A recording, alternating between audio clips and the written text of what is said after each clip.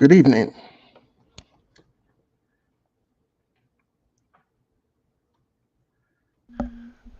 I should be able to hear you now. I can hear you, yes. Okay. So why don't you introduce yourself? We just started. Good evening, everyone. I'm William Montgomery. Pardon my tardiness, And it's a pleasure to be here. and it's a pleasure to be here too. Okay, good. Uh, so, so I just briefly explained what the topic was going to be, that it included children and adult children. Um, we're talking about dealing with difficult children, difficult adult children, from the perspective of disrespect when it comes to adult children. Um, and so I had preface by saying that culture, economics, um, parental backgrounds, all of these things come into play when you become a parent and have to make decisions about how to manage and raise your children. And so, what we're providing is our personal experiences and information that we have gleaned online. And I basically said that in order to make informed decisions, you might want to get as much information uh, at hand as available in order to make an informed decision. Otherwise, you can wing it, and sometimes winging it blows up in your face. Yeah. But let's first start with dealing with difficult children so we can set the stage. I'm just going to kind of go through a few of the points that I made in the video that will be inserted. I don't think I'm going to be able to go over all of the things, but here we go. Strategies for parenting children with difficult temperament. Children are born with an inborn temperament, a preferred style of relating to people and events. Temperament is indicated by behavior that clusters into three categories: easy, slow to warm up, and difficult. No category makes a child good or bad, they merely describe a child's response patterns. Some children, approximately 10 to 20%, are born with difficult temperament. Traits include high, often impulsive activity levels, extra sensitive to sensory stimulation, overwhelmed by change in routines and new experiences, intense and flexible reactions, easily distracted or incredibly focused, adapt slowly to change, not able to calm themselves well, irregular biological rhythms such as hunger, sleep schedules, rapid, intense mood swings, resulting in acting out or withdrawing completely. So that pretty much sets the stage for understanding what a difficult child, how they may respond. Effective parents develop attitudes, guidance strategies, and communication skills that work with rather than against a child's temperament. Difficult children can learn to be self controlled, cooperative, and adaptable. Family, neighbors, child care professionals, and school teachers are first to show children the way. But here are some tips, and I'm just going to outline them real quick, and we'll just talk about them. Unless, Will, you have something you want to say before I get started? No, well, let's carry on. Okay. Okay, hold on one second here. Dealing with difficult temperaments. Provide the fundamentals. Children well nourished with enough sleep and the right foods cope best. Daily give children personalized time, attention, and affection. Focus on strengths, look for the positive, voice your appreciation whenever a child is flexible, positive, or adaptable. Avoid name calling and labeling as hyper, problem child, or troublemaker.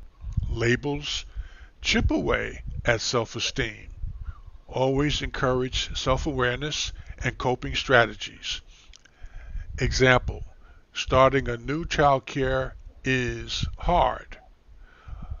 Um, I know you are, and this is talking to the child. I know you are not happy about it. We'll visit several times before you stay all day. What can you do to get to know the children there? And there are a number of other points, but you'll hear that in the video. Let me move on to, let's see. Okay, hold on.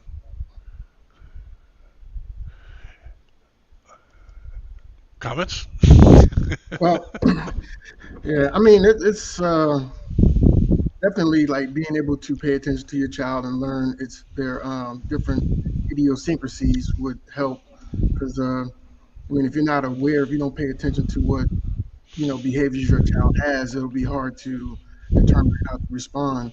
And also nourishment, like a lot of people overlook that. Like being able to have the right foods and the right amount of sleep, affect moods and behaviors and stuff like that. And a lot of people, I don't think, really focus on that. They're like, oh, well, I gave them a sandwich, but is that sandwich enough? Does it have all the nutrients that they need in order to um, have that chemical balance in their life?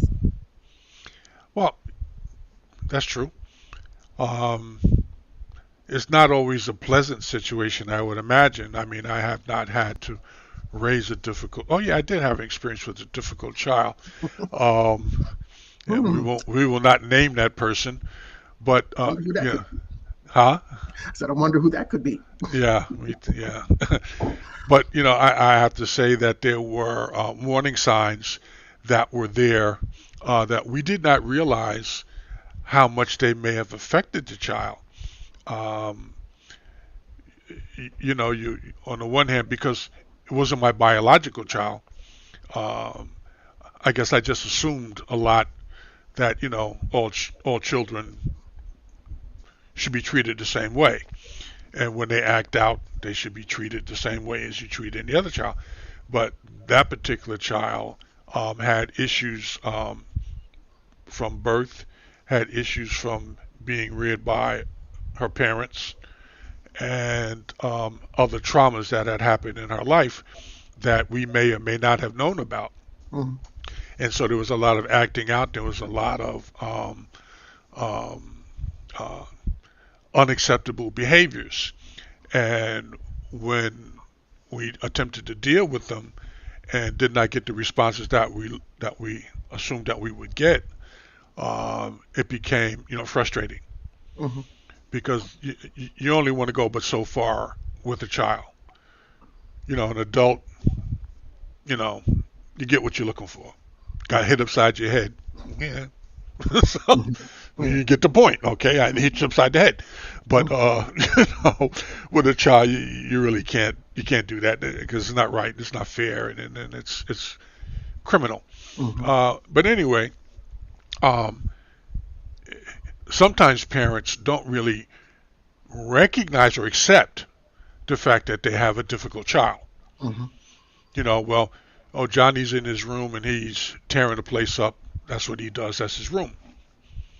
Yeah, but when Johnny's out of your sight, what is he doing? Mhm. Same thing. Mhm. Because he does what's acceptable. If you accept it here, it should be accepted somewhere else. And that's why it's the parent's responsibility to provide the training that the child needs. One of the things that we don't do, but we're starting to see that is becoming apparent um, in our society, is that parents are now starting to be held accountable for their child's behavior. I mean, you just can't just stand there and say, well, oh, he just throws stuff around and bites people at home because, oh, he's cute. Oh, we don't know what to do. That's not acceptable. You might accept it in your household, but when that child goes out in the street, they start biting on people.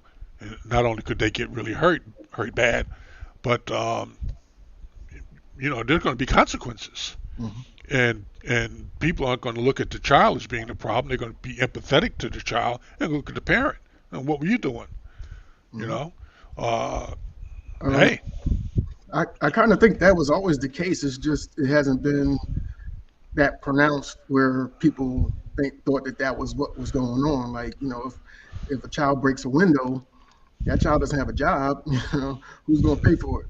The parents. It might come out the kid's allowance in the future, but normally that's what's going on behind the scenes. The parents are held accountable for it. But like you said, if a parent doesn't, or if I'm not recognizing that this is what's going on in the culture, and I think that it's okay, my kids are out there doing whatever, and I don't feel like I'm responsible because it's my child doing it. That's a disconnect with the parent. The parents understanding that, hey, look, when my child goes out here, they're representing me. I'm responsible for whatever they do. So I need to make sure that they're out there in society being the best, uh, civilian that they could be. And I don't think a lot of parents, you know, realize that their kids are out there doing whatever because they think, oh well, Johnny's over here doing okay in the house, but when he's outside, I don't know what he's doing and I don't care. that's the wrong attitude. Hmm. Um, you said something. I'm just trying to remember it. Um, it may come back, but anyway, recently in the news where we've heard a lot about kids going to school and shooting people, Hmm. and it was an incident a couple of months ago where the child wasn't a well, teen, wasn't a little kid, was a teenager, Hmm. went out and shot up these people, and the parents are the ones that are also being prosecuted because there seemed to be some complicity in it. Now the parent could stand there and say, "Well, no, I didn't tell them. I didn't tell Johnny to go out and shoot anybody," but you created an environment that let the child understand that that was acceptable behavior. You know, I mean, you sitting there watching TV saying, "Oh yeah, he should have shot the principal too." Hmm. That the kid's going to take it whatever way he's going to take it, and then they're going to run with it because they figure that because mom and dad said it, it's okay. Hmm. You know. But when you get up there at Sing Sing or Rikers Island, you find out that what mom and dad said it's not working out. Hmm. No. So anyway, um, let's see. I want to get to the topic of dealing with disrespectful adult children. Now, they may be the result of when they're a childhood that being disrespectful or or feeling comfortable with saying whatever's on your mind was acceptable. When they grow up and they continue to think that that's acceptable behavior, you see them you see them talking to their parents like, "Oh, Joe, you shouldn't be doing that," or "Joe, I want you to do this," or "I'm not going to do that, John," or whatever, and they're calling their parents by their name. Which some people in some cultures that's acceptable. In my particular culture and household, that's not Hmm.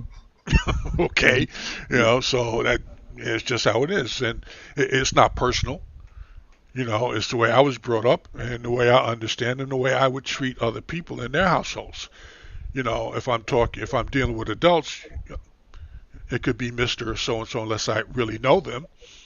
But in front of their children, I'm going to be respectful and say what I know that the parent is appreciative of.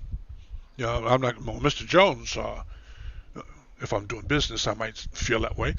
But if this is a close friend, I'm not going to call him Mr. Jones and say, hey, Ron, Hmm. hey, Will, Hmm. whatever. But I would be uncomfortable if the child took it upon themselves and called their parent by their name, unless the parent, this is how we run our household. Hmm. Everybody uses their first name. It's acceptable to you and your household, fine. I don't have to come visit you, Hmm. you know. And when you come to my house, don't do that because I don't accept that, Hmm. you know. But we live and we learn. Um, but dealing with adult children, and I have a specific incident in mind. Which let me run the video first, and then we'll come back to that. Let's see which one is it. Let's go here. Let's do this one. I believe that's the one we got in there. Okay. How to handle a disrespectful grown child. If the harsh criticism, broken promises, and trampled boundaries came from any other adult, you'd probably cancel the relationship for good. But when it's your child treating you with contempt, quitting isn't really an option. You've got decades of your life invested in this person, plus a vast store of love that motivates you to keep trying. Still, dealing with a disrespectful adult child can be one of the most confusing, infuriating, humiliating, and heartbreaking challenges you'll face as a parent and a person. Why is disrespect so hard for parents to handle? There may be as many answers to this question as there are people asking it. One reason disrespect hits hard is that it can feel as though all your years of sacrifice are being devalued and cast aside. While your child is listing your many failures, you're silently tallying the dollars you've spent, soccer games you've watched, laundry loads you've folded, homework projects you've supervised. Another difficulty is that so much of your identity as a human being seems to be bound up in what your children think of you. Few parents are strangers to guilt and regret over some aspect of their parenting, and your child is more aware of your faults than anyone. Their assessment of you weighs more than almost anyone else's. And perhaps most importantly, disrespect from your adult child touches on the deepest parental fear: you don't want to lose them. Joshua Coleman, PhD, author of When Parents Hurt and Rules of Estrangement, says the ferocity of a conflict with an adult child often takes parents by surprise. Many parents are unprepared for the degree of hostility and antagonism that they get from their adult children and find that they have little experience from their prior relationships to prepare them for how hurt, betrayed, and angry they feel in response, he said. Studies trusted source have shown that conflicts between parents and their adult children are likely to affect parents more than their children, because parents become increasingly invested in the relationship over time. Adult children, on the other hand, are increasingly invested in their own careers, relationships, and children. That gradual loss may help explain why disrespect from an adult child feels so much harder to bear than the tantrums of a toddler or the acerbic sass of a defiant teen.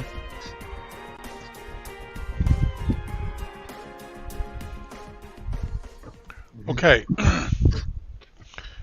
Dealing with an adult child, I mean, it's kind of like an oxymoron, you know, an adult child. But one of your children who is now an adult is something that kind of happens.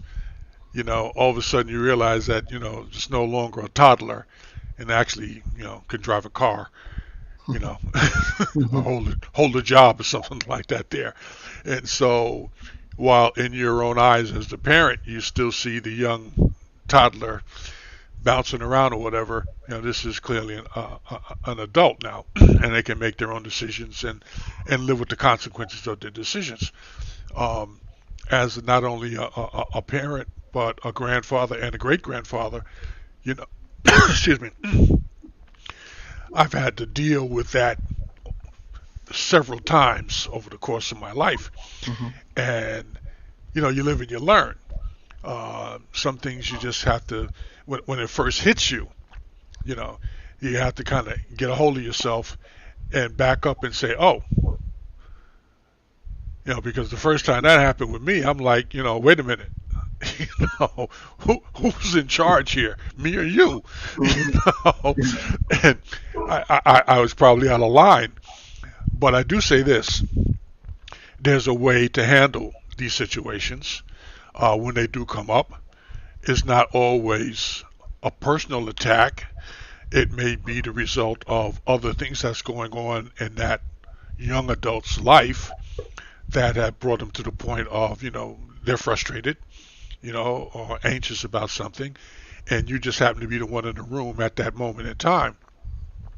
But then you have other forms of disrespect that, and this is what prompted me to have this show and this topic, is that one of my daughters has a daughter who is pregnant for the second time, And, life is life.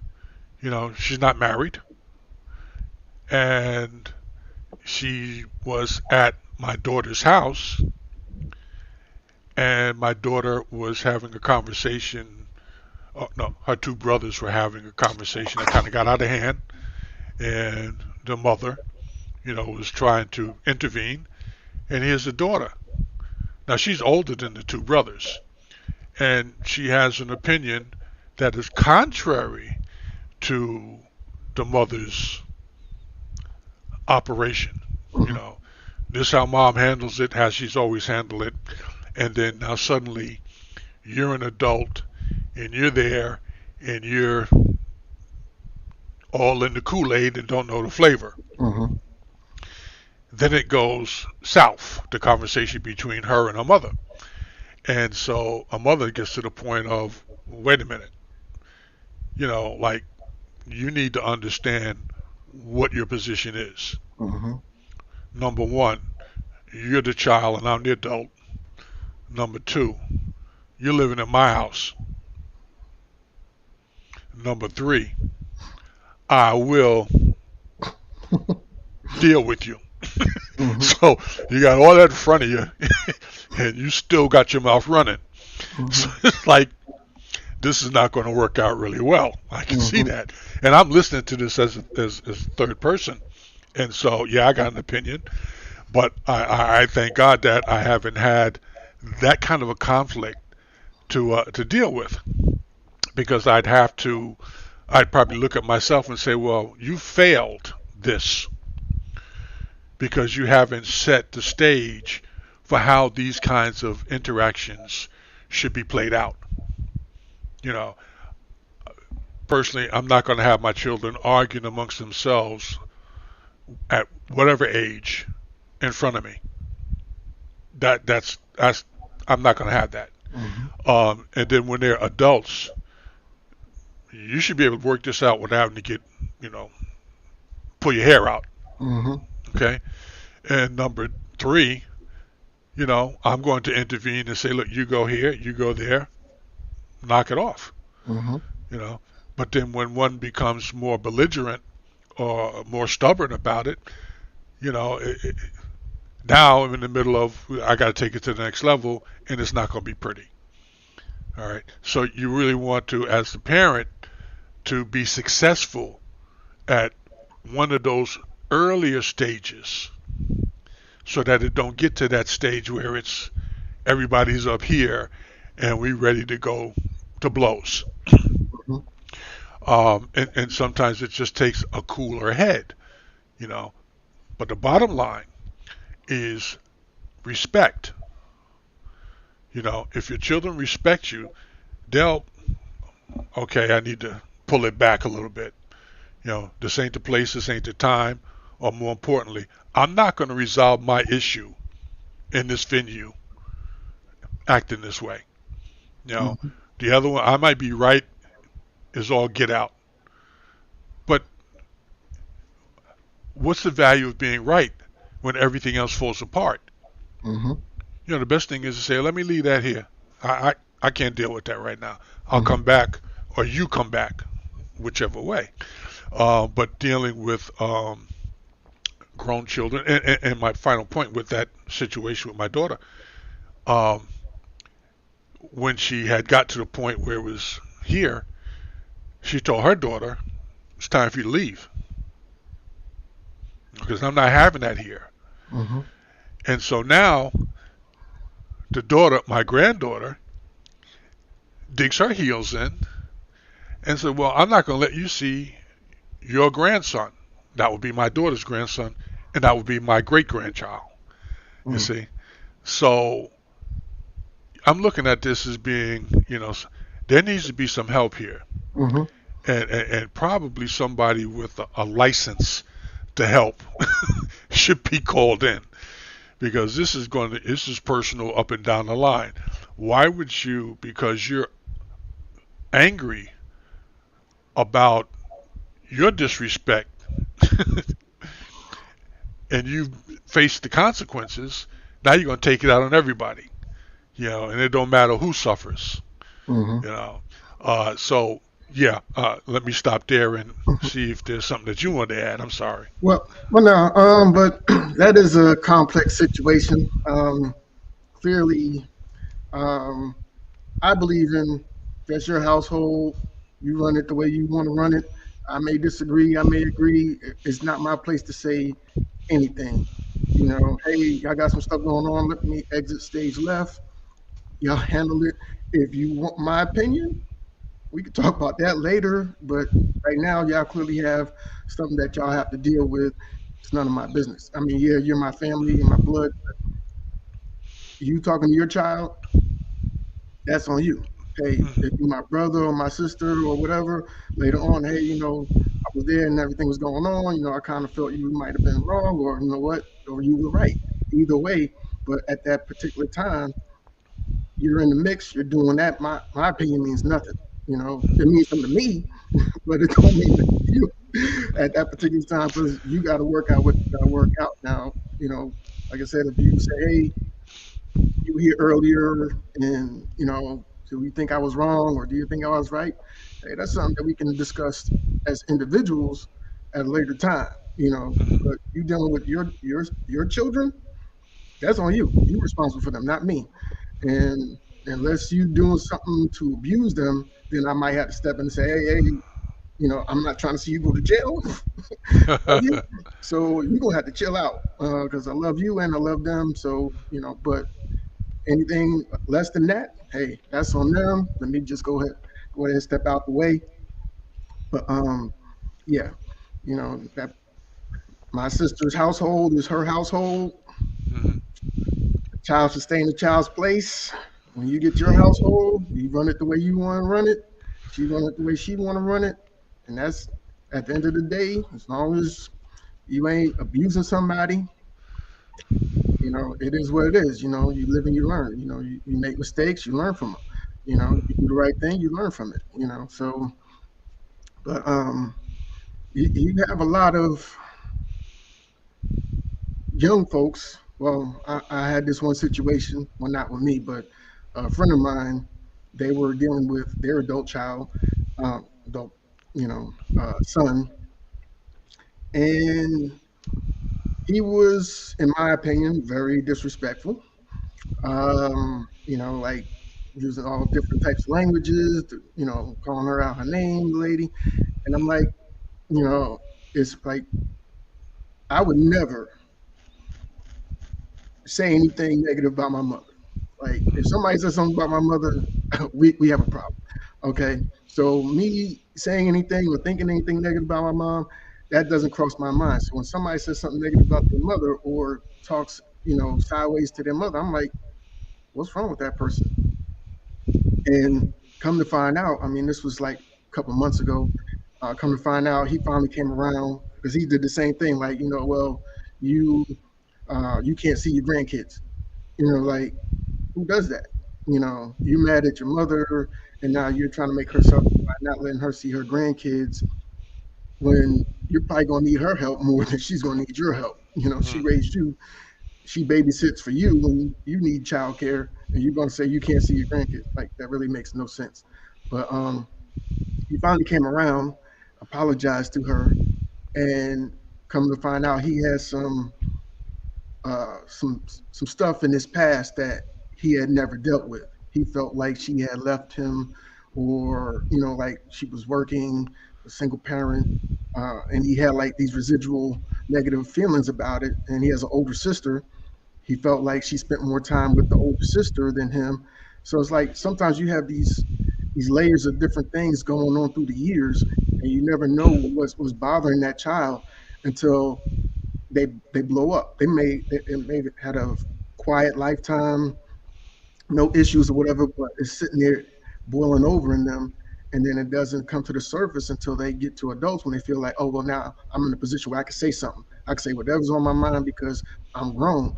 And I want to say two things. One, if you have an issue with your parent, don't let it boil over. Hey, when I was growing up, I felt this kind of way. I felt like you. treated my brother better than me or my sister better than me, or you spent more time with them. You should be able to be grown enough to come to your parent and tell them how you feel and maybe get some closure with that instead of blowing up and getting disrespectful. I mean, it does happen, but that doesn't make it right, you know. So to consider yourself an adult, you need to be able to work through that and say, hey, look, what can I do to make this relationship with my parent better? And that way I'm not disrespecting them, but at the same time I don't feel disrespected because, you know, like in his situation, he felt disrespected, so he felt it was all right for him to be disrespectful to her. But after the blow up, but he had been acting like that for a while, you know.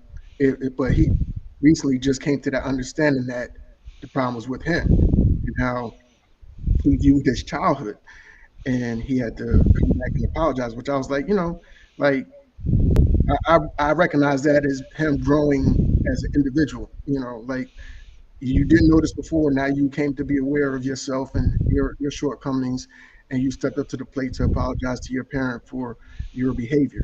Because, like I said, up until now, he thought that he was right. You know, he thought that how he talked to his mother was okay. It was not a problem. He felt like he was grown. He was feeling himself. But at the end of the day, he was just hurting himself and his family, his mother and his children. So, um, Well, well, you said a lot. yeah, I'm sorry. It's okay.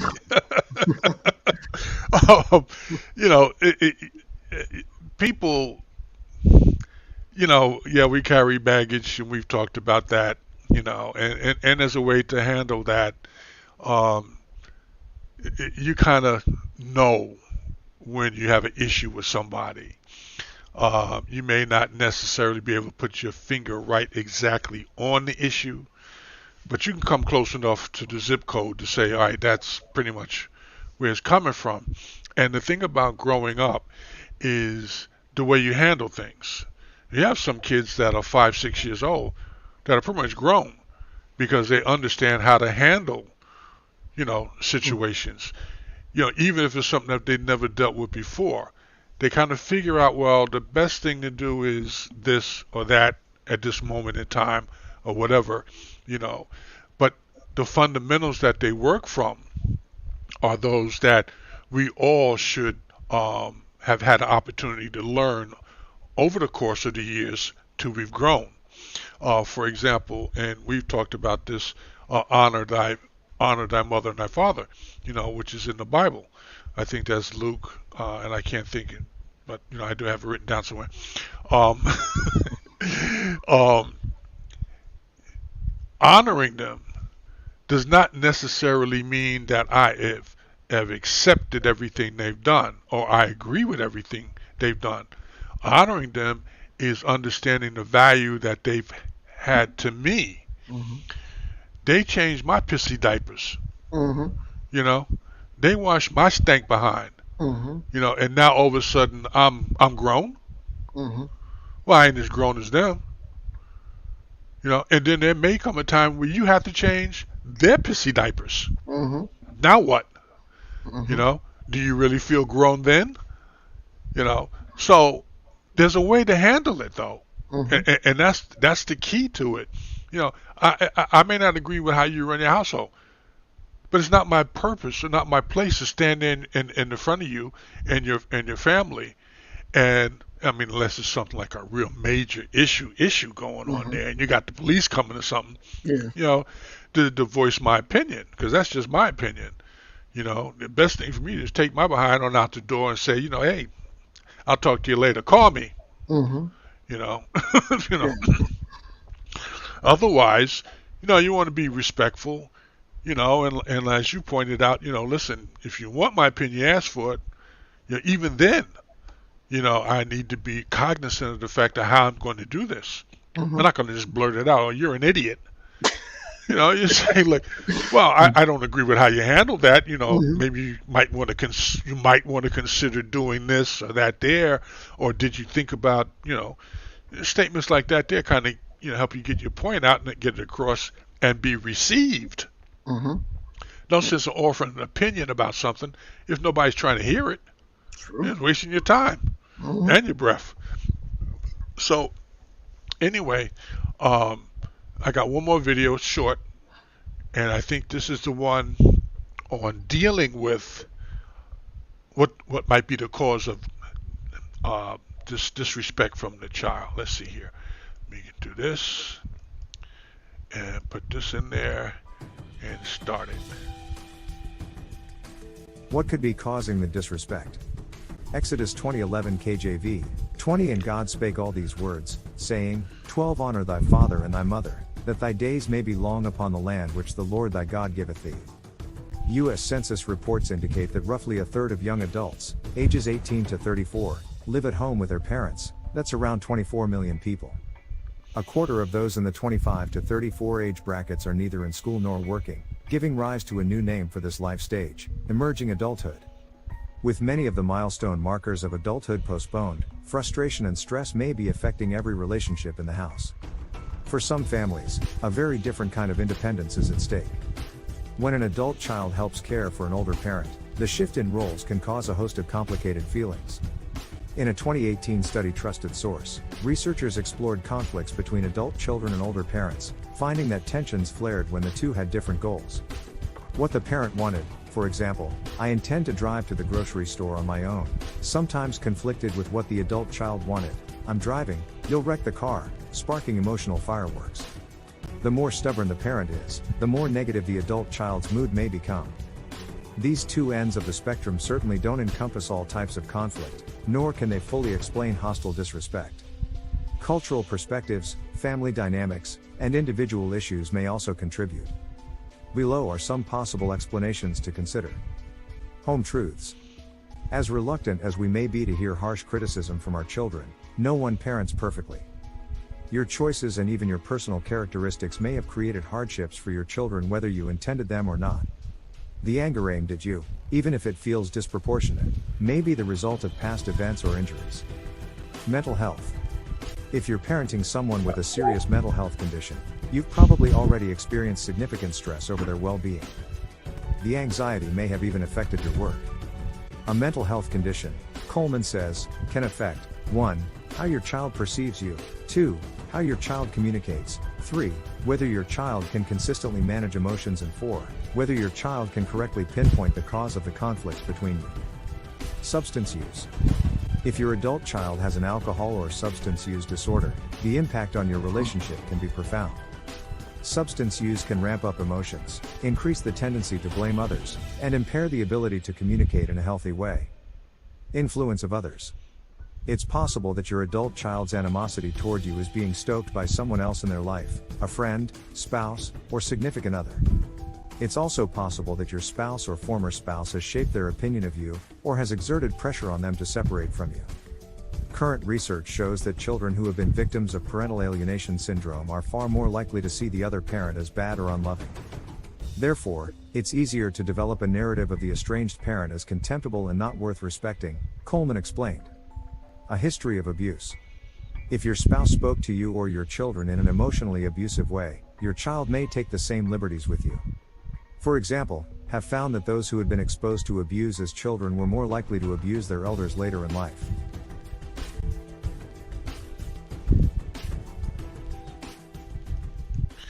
So a lot of those points, you touched on in your dissertation, but but one of the things that I just want to point out quickly is, other people's influence over you or your child.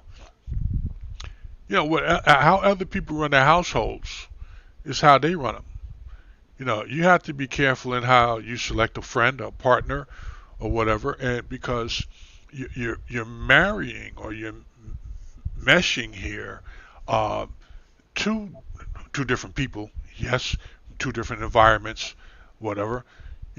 Have they good points on, have they bad points or whatever, but you're trying to bring that together in order to have a full relationship where you get the benefits of the plus that they bring and they get the benefit of the plus that you bring. But sometimes haters, that's what they do. They'll sit there and they'll smile in your face like they want to be your best friend and all that there, and they always got good advice.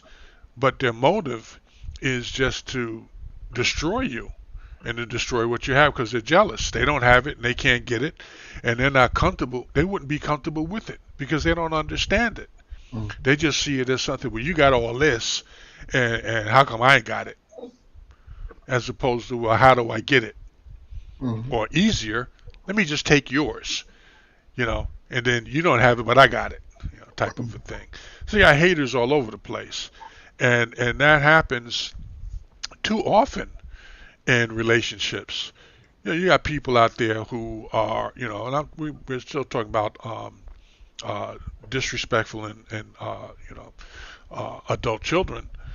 They bring that into the household from outside, unless it's something that has been consistently apparent in the household. Mhm.